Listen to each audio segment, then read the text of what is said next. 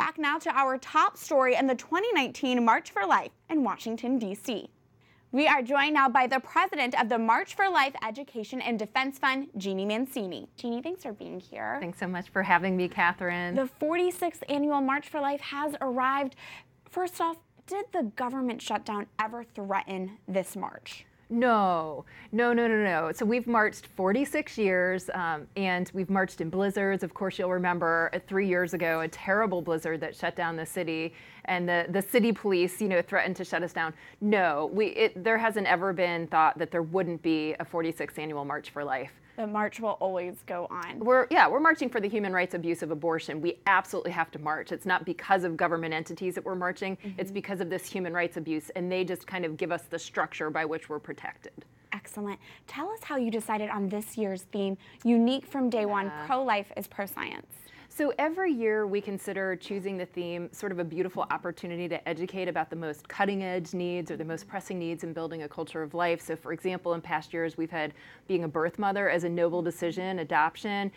In the election year we had pro-life as pro-woman because we knew that there would be so many confusing messages. So this year we thought with so many advances in science and technology and being able to see the humanity of the child at earlier and earlier stages, that a pro-life is pro-science theme was perfect. And also there's so much confusion over sort of the ethics of research. The human person should never be the subject of experimentation so that they're exploited. They always, science needs to be at the service of life. And we wanted to be really clear and teach a little bit about that. Absolutely, that's beautiful. The March for Life is one day out of the year, but Jeanne, can you give us a glimpse into all of the work that goes behind it? Yeah, so we work very hard all year round, but these past few months and these past few days and weeks are just crazy. So we have an amazing, small but incredible staff. They work so hard. In terms of preparation, we start a year in advance for the next year's march. And just the most intense time are the few months leading ahead, and then of course the few weeks and the few days. So it's quite a production. There are so many excellent pro-life leaders that we have in the United States and in the world. How did you decide on this year's lineup of pro-life speakers? Oh, it's always really hard. We usually, it's very much related to the theme, and then if there are any major things happening, politically or what have you. Some of the speakers that I'm really excited about, or I guess you could say a certain segment, is our congressional lineup this year. Of course, we know that really sadly that Democrats have not been as pro-life sort of broadly and in terms of leadership.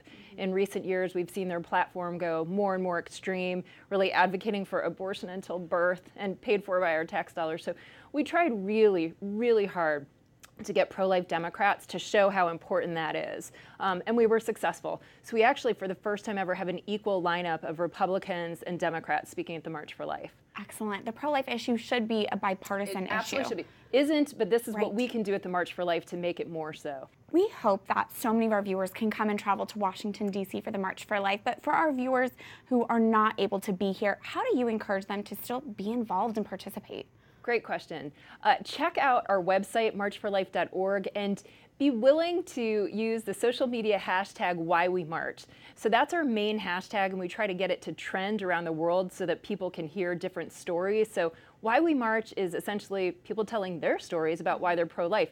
It might be showing a picture of a sister with Down syndrome. It might be telling the story of a mother choosing life with a very difficult pregnancy. It might be an adoption story. It might be the story, sadly, of someone who regretted being involved in abortion.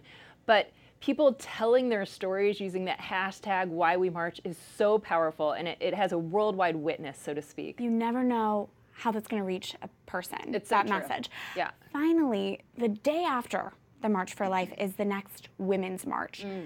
Jeanne, can you just compare those two events for us, the March for Life and the Women's March? Yeah, well, in a way, there's really no comparison because, of course, the March for Life has gone on for 46 years.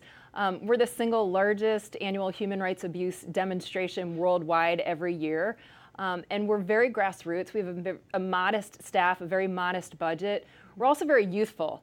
If you were going to compare the two, we're much younger, sort of generationally, than the Women's March. And we're also very positive. We're not a violent march, and those are the only folks we don't let in are people who are pro-violence. Sadly, you'll remember from the Women's March, there were all sorts of threats to blow up, the White House and different things from the stage. So you'll never hear from that from a marcher. Very positive, very peaceful driven. So in some ways there's no comparison, but the comparison is made quite a bit. And we'll see how that is portrayed in the media as well this year. Yes. Jeanne Mancini, president of the March for Life, thank you for being here this week. Well, thanks for having me.